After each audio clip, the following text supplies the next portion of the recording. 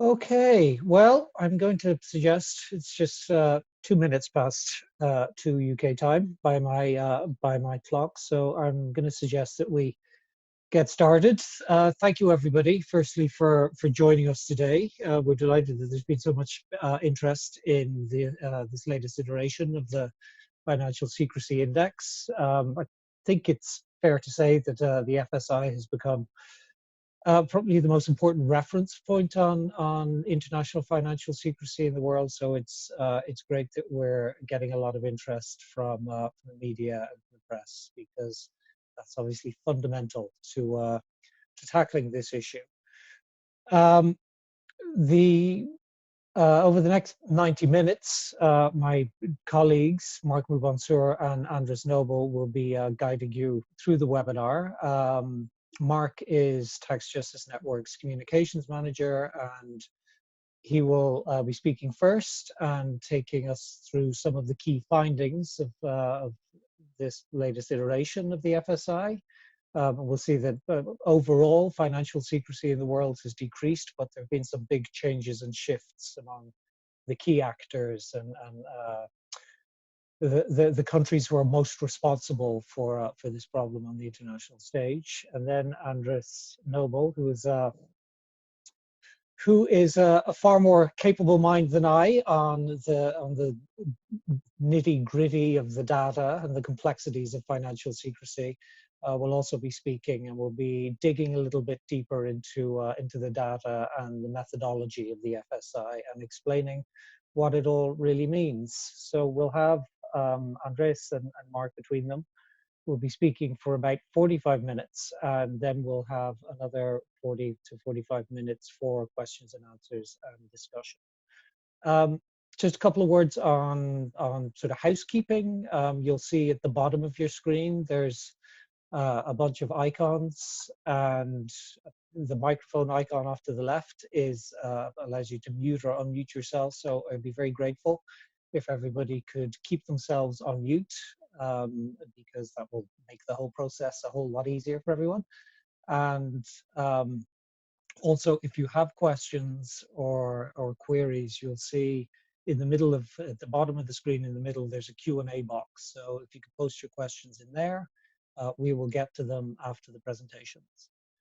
So thank you so much again for being here. And with that, I will hand you on to Mark, who will give us an introduction to the 2020 FSI.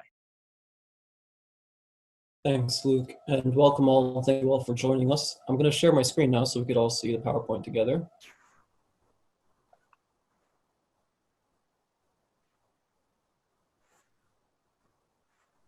All right, I hope you can all see this. Excellent. Right, so yeah, welcome all again. We're going to be discussing the Financial Secrecy Index, as Luke has already explained. Before we get started with speaking on the index, we're going to first talk about financial secrecy. So first, what is financial secrecy? So a simple way to think about it is the regulations and services that help individuals to hide their finances from the rule of law. And in some cases, it might be the lack of those regulations and services. Why is it important to measure financial secrecy? Why are we putting together this whole index? Well, financial secrecy has kept crimes and certain things like drug cartels bankable, tax abuse feasible, and human trafficking profitable. But the good news, which we will dig into in the index, which you may have seen from the press release already, is that the majority of countries are now making it clear that this is not the world we want. One way to think about financial secrecy is a double-edged sword. On the one hand, it plunders societies from wealth. On the other hand, it floods markets with dirty money. Basically, it's bad news for everybody. It puts at risk the safety and well-being of people everywhere. So what are the main headlines to come out of the 2020 edition of the Financial Secrecy Index? Well, the good news is there's progress on global transparency. However, backsliding from the US, Cayman, and the UK has prompted us to call for sanctions on the backsliders. We'll dig into the ranking itself shortly, but the main news is that the US has overtaken Switzerland on the global ranking. However, Cayman has leaped over both to the top of the index. I'll now hand it over to my colleague who's going to explain how the ranking works. Thanks, Mark, and welcome, everyone. So the idea now is to explain the ranking, which is sometimes one of the most relevant points for many of the media and news outlets. The important thing about the ranking, which again, if you're on top, that's a bad thing. The top is about the worst offenders in terms of global financial secrecy. But the important thing to understand is that being on top doesn't mean that necessarily you are the most secretive country. What the ranking is about, as this image shows, with the ranking on the worst offenders that are on top, is about how much money is leaked and escapes through the holes. So that is graphically what the ranking is trying to show. The ranking, as some of you might know, combines two different components. The Secrecy Score, which is an analysis of the legal framework, the transparency legal framework of 133 jurisdictions, but also we try to weight this by the other component called the global scale weight, which tries to understand how relevant that jurisdiction is in practice in terms of how much that jurisdiction is being used by individuals and by companies. Of course, we cannot know exactly how much of all the money going into a country or leaving a country is illegal or not. And the best proxy that we have is the export of financial services for non-residents. So basically, the non-residents that are acquiring these financial services in a jurisdiction, such as setting up a bank account or a company, etc. So again, the top of the ranking, as you can see here with this yellow column there, is a jurisdiction that is likely an important financial center and that has some important loopholes. And this is the loopholes or the holes through which the money escaped, is trying to show the legal framework that has some problems in terms of secrecy. Next to it, we might have a jurisdiction, which is the red column there, with much bigger holes that would describe much more important secrecy loopholes. But if not that many people go to that jurisdiction to set up bank accounts or set up companies or to do other kinds of financial services, then that jurisdiction, then less money in a way is leaking through the holes. And it's trying to show that in practice, that jurisdiction might be creating less risks to the world than the bigger one that has also important holes. But the main point of this is that the ranking and the FSI itself doesn't simply penalize financial centers. And this is shown and exemplified by the last case, which is this green cooking pot. If we had a case of a jurisdiction that had perfect transparency, so a secrecy score of 0, then no matter how much money and how big this financial center is, that jurisdiction will be at the bottom of the ranking. Because this jurisdiction, no matter how much money has in it or how much it's used, wouldn't be creating any risks to the rest of the world. And that's why it would be on the bottom. As you can see to the right, most typical tax haven lists or blacklists only focus on the small jurisdictions that might be very secretive, but that aren't really used, and completely forget about the big financial centers that have secrecy loopholes, and they consider them to be completely fine and clean. So again, the way that you can think of this is by two components: the secrecy score that measures the legal framework, and a full transparency secrecy score of 0 would be the green one, and a big one, a very risky one, would be in red with big holes. Now, what does Mark, could you move to the next slide, please?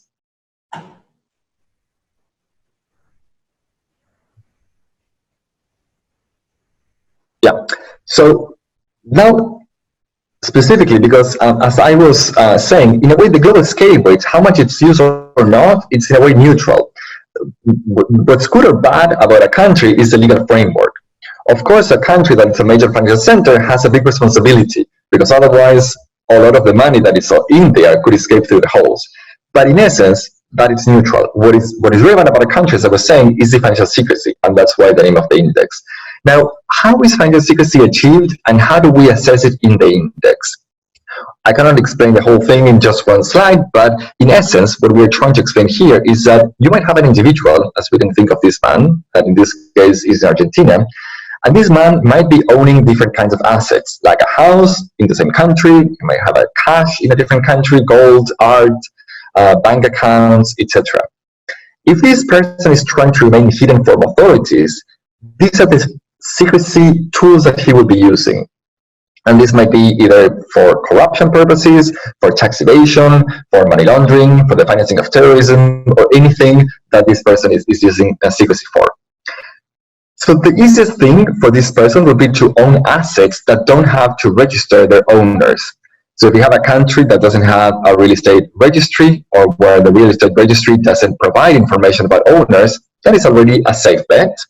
It's even better to have cash or gold, where then no one knows who the owner is, especially if it is held in free ports, where they don't register the owners, or in banks in a country that has banking secrecy. But that is a very basic kind of secrecy and not very sophisticated, because every now more countries are disclosing some kind of ownership, or at least registering some kind of ownership. So the second strategy that this person may be using in terms of achieving financial secrecy is not to own these assets under his own name, but to do it through different kinds of entities or legal vehicles. And these are the yellow boxes. So we can think of a trust, a company, a partnership, a private foundation, a company that issued their shares, or simply also employing nominee shareholders or nominee directors, so that the person, in this case, would never appear as owning anything. Of course, this second strategy, the more layers that we have, then the better it is to achieve secrecy, because it will be harder, and each country or each authority will have to go and identify the owners of each entity or of each layer. So the more layers we have, then the better for secrecy purposes. And then the last strategy to achieve financial secrecy involves spreading all of this throughout the world. So owning assets not only in your same country of residence, but also in many different countries, and trying to have all these layers of entities in as many countries as possible. And why is that? Well, in the case of Argentina, as we have here, the tax authority, or maybe the financial intelligence unit in charge of money laundering, might not know who this person is. So in order to find out about what this person owns or the identity of this person, they will have to go and ask, for instance, Switzerland for information about the bank account held in Switzerland. Now, if Switzerland says, all I know is that there's a company from Panama that owns this bank account, and I don't know who is behind that, Argentina will have to go ask Panama who the owner of the company is. And if Panama says, the only thing I know is that a trust owns this, then Argentina will have to go to the Cook Islands in this case. So if at any point Argentina doesn't have an exchange information agreement with any of these countries, the information will be lost, and Argentina will never find out who is behind it. So this very basically is how financial secrecy is achieved, and the way that we measure it is by looking, for instance, about the banking secrecy laws of a country, whether a country has exchange of information agreements, whether countries are implementing automatic exchange of information, whether countries are offering free ports, and whether these free ports have to provide information or not, the capacity of the tax administration, etc. Next slide, please, Mark. So as I was saying, the secrecy score, which is this component looking into the transparency legal framework of a country, has 20 indicators: bank secrecy, trust and foundations registration, company ownership registration, other wealth that includes real estate and free ports, limited partnerships, the publication of this information in public registries online, etc. There's 20 of them. Now, there are two important points to understand about the secrecy score, and those are mentioned in that yellow triangle. The first one is that we rate jurisdictions according to the worst loophole that they have. And let me give you one example of what this means. Imagine that a country has many types of companies. Now, 99% of the types of companies are super transparent, and they have to register beneficial owners, and everything is in a public online register, and everything is perfect. Great. But 1% of them, or one type of company, is super secretive. In this case, we will rate the jurisdiction based on the most secretive type of company, because we know that any person trying to remain hidden will very likely use the secretive type of that country, of that company in that country, and not the very transparent one. So the secrecy risk created by that in that country is really based on the worst case and not on the best cases. And the other point to understand is that if we don't know the information, then we take that as a secrecy. So many times, some jurisdictions haven't been assessed by either the OECD's Global Forum or by the FATF mutual evaluations that evaluates about anti-money laundering. So we always try to identify local experts or look at the domestic laws ourselves and even read what offshore service providers have to say about that. And we have even sent a survey to each of the authorities. But if we cannot find the information, then we assume the worst, because otherwise we would just be assuming the best when we know that's usually not the case in most countries. Next slide, please. So this is the ranking, this who is who. Mark had mentioned about the Cayman and the US and Switzerland, but here you can see the top 25, just because I couldn't fit all of them in the slide. But we have the ranking with the full ranking of the 133 jurisdictions that are covered by the FSI 2020. As I said, this ranking is based on the FSI value, and that is the first column with numbers. This FSI value is a combination of the two components, the secrecy score, which is a column that has colors, and that is a traffic light color coding. So red means high secrecy, and yellow or blue, we don't have anyone here with blue, would mean more transparency or less secrecy score. And then the other component, which is combined to reach the FSI value, is the global scale rate, which is the last column here, which again is a proxy for how important and how much used that jurisdiction is in practice, based on the exports of financial services, which comes from IMF data. Next slide. Okay, back to you, Mark. Great, thanks for that, Andres. So before we get into, now that we've seen the ranking, we're going to look at what the changes have been since 2018. Before we get into that, I just want to quickly recap what we mean by change. So if there's a change in FSI value, recalling the figures that Andres was just showing, that is that is a change in the supply of financial secrecy a country provides to the world, specifically to non-residents. If there's a change in secrecy score, that is a change in the ability for individuals or entities to hide their finances from the rule of law using that country's financial and tax system. So we're going to be talking about changes in supply of financial secrecy as well as in changes in secrecy score.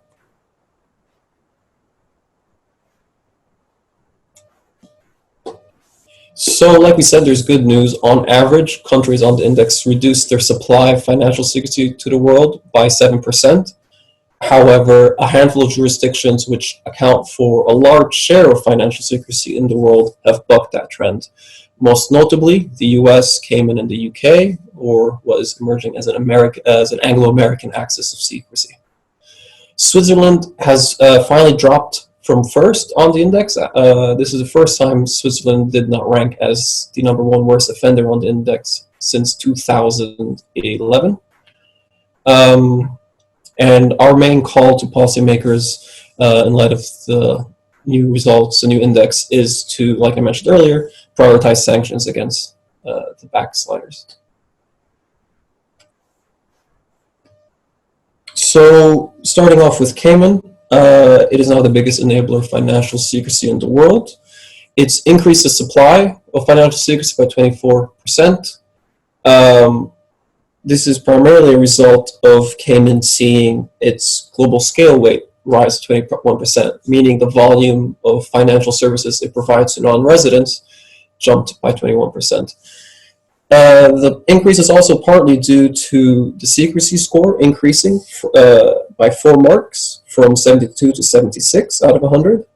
So this change is partly due to Cayman failing to keep up with methodological updates to the financial secrecy index that reflect the evolving nature of the financial secrecy landscape. If you think of it as a firewall, you need to regularly update your firewall to keep it intact and make it relevant. So yes, so there's that. And finally, the growth of Cayman's global role points to major risks emanating from its hedge fund industry. And that industry uses companies, trusts, and limited partnerships are cloaked in secrecy. So going to the US and Switzerland. So the US has failed to meet ambitions set out, announced last year by Senator Lindsey Graham at a Senate committee hearing into money laundering. So there's a video there which we won't have time to play right now, but in the video, Senator Lindsey Graham quotes the US's ranking as second on the index and says that this is something that the US needs to improve. So while the US remains second, it has overtaken Switzerland. This is due to the US increasing its financial secrecy supply by 15%, whereas Switzerland reduced it by 12%. On average, like I mentioned on previous couple slides ago, countries on average reduce their supplies by 7%. So the US moving in the opposite direction here. The US's increase in supply was primarily due to its to an increase in its secrecy score, which went up by 3 marks, and that rise in secrecy score is primarily due to a new law in New Hampshire that permits establishing of non-charitable private foundations without the need for disclosure.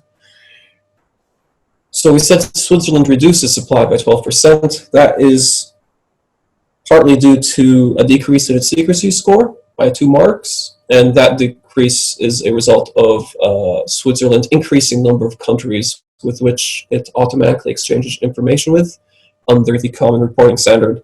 Switzerland also reduced its volume of financial services conducted by non-residents, i.e. its global scale weight as well. So switching to the UK now. So the UK increased financial secrecy both at home and through its spider web. So while the UK remains among the most transparent jurisdictions on the index, it did increase its secrecy score by 4 marks. Again, in comparison, countries on average reduce their secrecy score by 3 marks. So again, this is secrecy score, not supply. And despite the fall in its provision of financial services exports, so a decline in global scale weight for the UK, the increase in its secrecy score saw the UK move up from 23rd to 12th on the index. And this again emphasizes the importance of the role of global scale weight, so the importance of sort of the size and the responsibilities countries have to take in consideration.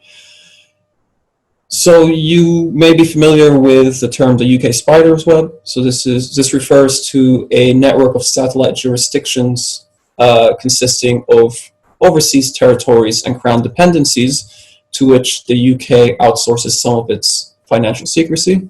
So this has been something that's been we've discussed in great depth in previous research.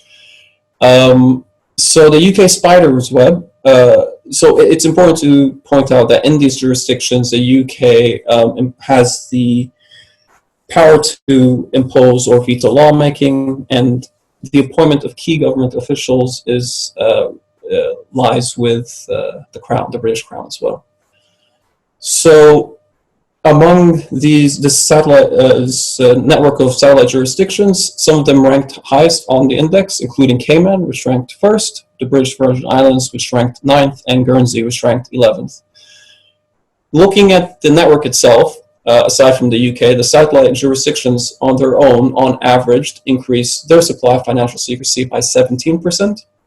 If we were to take the UK Spider's Web as a whole, including the UK and its crown dependencies and overseas territories as a single country, if we were to treat them as one entity on the index, the UK Spider Web would rank first. So now looking at the OECD. So OECD countries are responsible for nearly half of financial secrecy in the world that was measured by the index.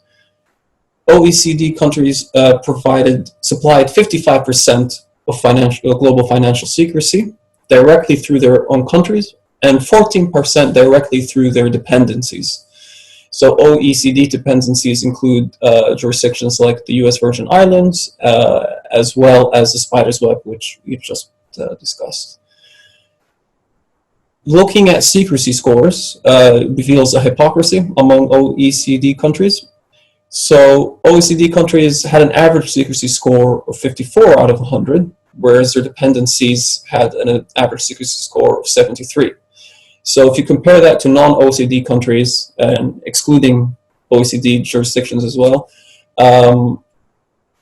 the average secrecy score of non-OECD countries is 67. So while OECD countries are below that average, their dependencies are above it. And what that means is, by outsourcing financial secrecy to their dependencies, OECD countries enable some of the worst forms of financial secrecy in the world, while exercising stricter regulations on financial secrecy within their own borders. So that's the hypocrisy we're talking about there.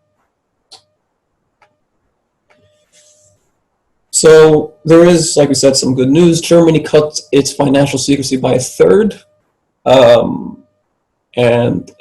So that dramatic reduction in supply of financial secrecy took Germany down from 7th to 14th on the index. Germany improved its secrecy score by 7 to 52 out of 100. This came through several improvements to beneficial ownership registration requirements. Interestingly, Germany avoided sabotaging its improved secrecy score by breaking ranks with the OECD in favor of more robust country-by-country reporting laws. Now, we go into more detail on this in the press release, but to quickly recap, Germany was among one of 19 countries who in 2018 had country-by-country reporting laws which we would categorize as robust. However, those laws were not in line with the OECD's framework, which is less robust. So a number of countries have now updated their laws to be in line with the OECD's framework, taking their laws from a robust level of reporting on country-by-country reporting to a less robust, and that resulted in a worsened secrecy score. Germany did not do so. Germany is one of, I believe, 9 countries that did not come into line with the OECD. And because of that, they avoided sabotaging the improvements they made on their secrecy score through beneficial ownership improvements. All right, back to you, Andres. Thanks, Mark. And now again, the idea here is to understand why the FSI, and just as Mike was explaining, why does it cover and care about these top jurisdictions, these top offenders, worst offenders, and not necessarily on the top by secrecy score? So again, I mean, when we look at the top 10 by FSI value, the way the FSI ranks jurisdictions, we have Cayman, the US, Switzerland, Hong Kong, Singapore, Luxembourg, Japan, Netherlands, the BVI, and the UAE. Whereas if we were only to look at the top jurisdictions and we only care about the secrecy score, so if we completely forgot about how much each jurisdiction is used in practice, then the top 10 would be Maldives, Angola, Algeria, Bolivia, Jordan, Brunei, Liberia, Anguilla, the UAE, and the Turks and Caicos. So of course, when we look at the average secrecy score of both top 10, the top 10 by secrecy score is, of course, more secretive. I mean, they have a secrecy score average of 79 out of 100, whereas the top 10 by FSI value, it's only of 68 out of 100. So it's still pretty high, but not as high as the top 10 by secrecy score. But the relevant point is maybe on the green side, which is on the global scale weight. If we look at the sum of the global scale weights for the top 10 by FSI value, we reach almost 60%. 60% of all the financial services that are exported that are used by non-residents. Whereas if we look at the top 10 by secrecy score, it's less than 1%, it's 0.3%. What this, in a way, shows is that if these top 10 jurisdictions, the Maldives, Angola, Algeria, Bolivia, if they became more transparent, no one would be able to tell the difference. They represent more than 0.3%, more than 1% of the global scale weight. So basically, no one could tell. On the contrary, if Cayman, the US, Switzerland, Hong Kong, Singapore, Luxembourg, if they became more transparent and fully transparent, then of course the world would be able to tell the difference, and there would be a huge impact in terms of improving transparency and fighting illicit financial flows. Not only because of how big financial centers these countries are, this top 10 in the left, but also because of the political power that these countries have. So if the US and Switzerland and Singapore and Luxembourg were to become more transparent, they would most likely push other countries to follow them. Whereas if Angola, Algeria, and Bolivia became more transparent, it's unlikely that others would follow. Next slide, please. And this has an impact in practice. I mean, this can be seen in practice, not just in theory. So as we've said many times, the FSI's ranking includes Cayman, the US, Switzerland, Hong Kong, Singapore, Luxembourg. Now, when we look, for instance, at the EU's list of non-cooperative jurisdictions for tax purposes, we see here some 7 jurisdictions that would include American Samoa, Fiji, Guam, Oman, Samoa, Trinidad and Tobago, US Virgin Islands, and Vanuatu.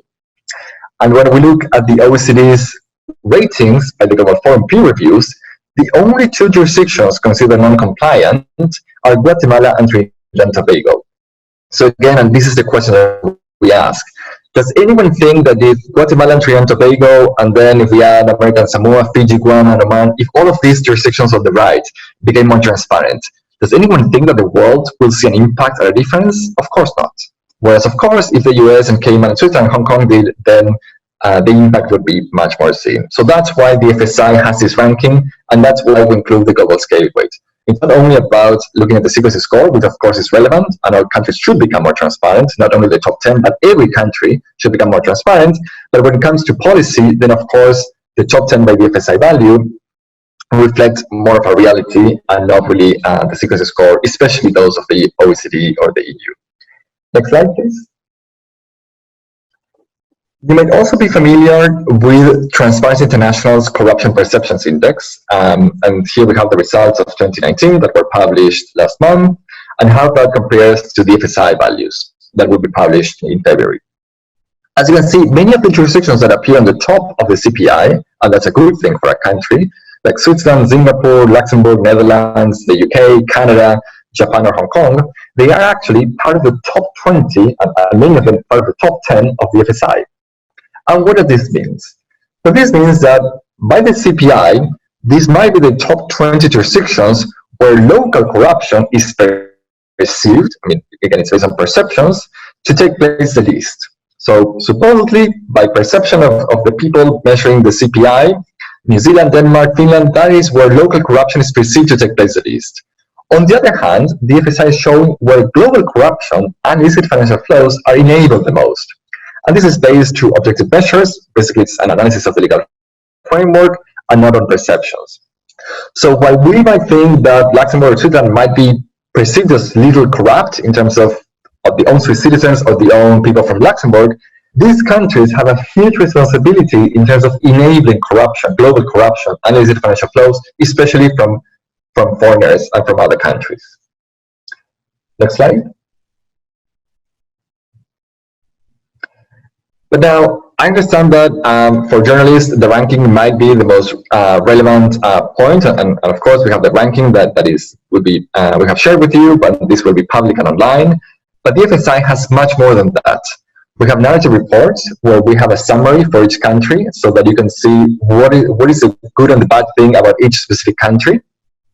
And also, for many of them, we have a narrative report describing the history of that jurisdiction and how it became a secrecy jurisdiction, or especially in terms of the secrecy provisions that they are offering. The other point that we have is fully technical reports. So if you're doing some investigation about a jurisdiction, you might want to really understand what the laws say.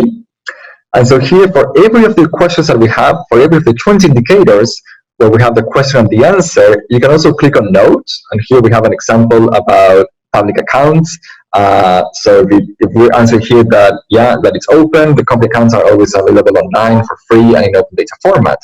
But if you click on notes, then you will see the sources that were used for that, an explanation of why we said that, and also the data date to know when the data was taken. Next slide. It's also possible to customize the index and also to play with the data. So the ranking itself has the secrecy score, which is the full secrecy score, which is the average of the 20 indicators. But we're also providing in open data the actual value for each of the 20 indicators. So you could be comparing that and even creating your own index. Or you can also just look at not only one indicator, but one specific question. One indicator, like say banking secrecy, might have 5 questions there, such as, Is there access to banking information? Are there undue notifications to the taxpayer? Is there a prison sentence against whistleblowers? And so on. You might look into that specific question and then see how all the countries rate an answer in that specific question. And that's what you have in the Excel here at the bottom, where you have the answers. And then the column called NTE, that goes for notes, and that has the explanation of why we said yes or no. And the last column is SRC, that means source, and there you can have the source that we use to give that answer. Next slide. And a new thing that we are incorporating for the FSI 2020 is a timeline on all the transparency reforms. As you can see there at the bottom, you can see it starts from 2009 and goes up to 2020. This is just one example of it's when the OECD published the CRS, the Common Reporting Standard for Automatic Exchange of Banking Information. And then we also provide an explanation of what that means and how that relates to the FSI. So what are each of these timeline points, how those relates to any of the 20 indicators that measures how countries are doing in terms of transparency. Next slide.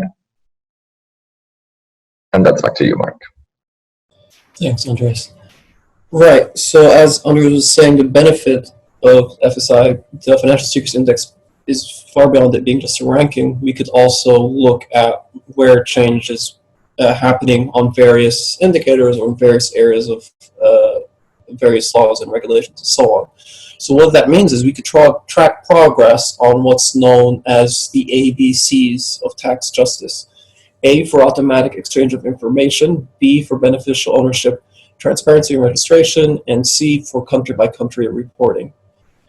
So the biggest reforms, the index 2020 edition index shows that the biggest reforms have been in automatic exchange of information and beneficial ownership registration, the A and B.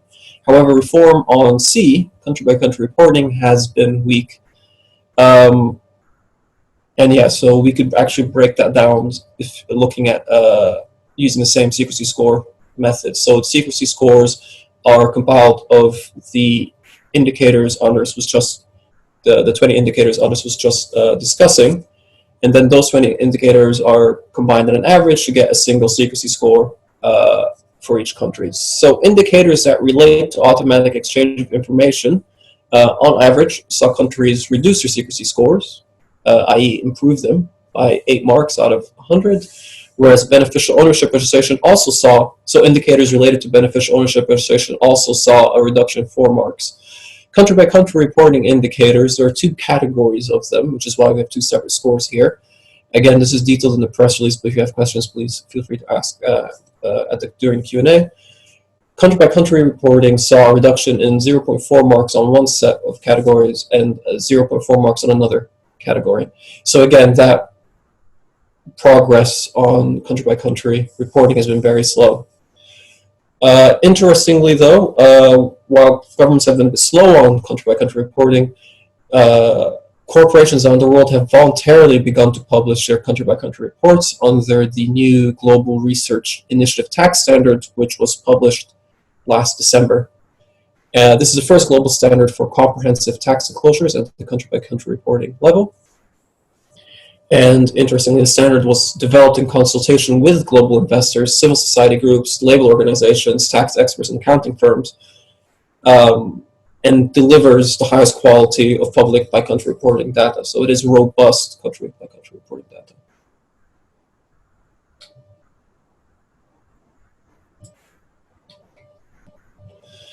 So in light of everything we've seen today, what are we calling for? So as we mentioned at the very top, we're calling for countermeasures to be taken against the backsliders and their economic actors that refuse to cooperate, regardless of their economic powers. So there are a few things we've included in the notes editors in the press release. One could be to reverse a reverse fact cut, where corporations in the US would sort of be subject to a withholding tax by the EU if they did not cooperate, if they did with the automatic exchange of information levels that other countries in the EU practice. Another example is to locally require beneficial ownership and country-by-country reporting from corporations, even if their headquartered countries that do not require it. Importantly, we want to stress that the Financial Secrecy Index is not a blacklist. All countries fall on a spectrum of secrecy. All countries should be striving to curb financial secrecy. The second call to action is for the OECD to address its country-by-country reporting framework, to take the Global Reporting Initiative as a model for what robust country-by-country reporting looks like. And again, corporations are already doing this, so it's time for governments to follow that lead. And finally, we're calling on the Financial Action Task Force to add public registration of beneficial owners and legal owners of all vehicles to its binding recommendations to tackling money laundering and financial crime. That's it. Thank you all. I'm not sure if Andres has any closing comments, but thanks again all for joining us, and we'll open up the floor to questions and answers. Yeah, just to thank everyone. So yeah, you're open for the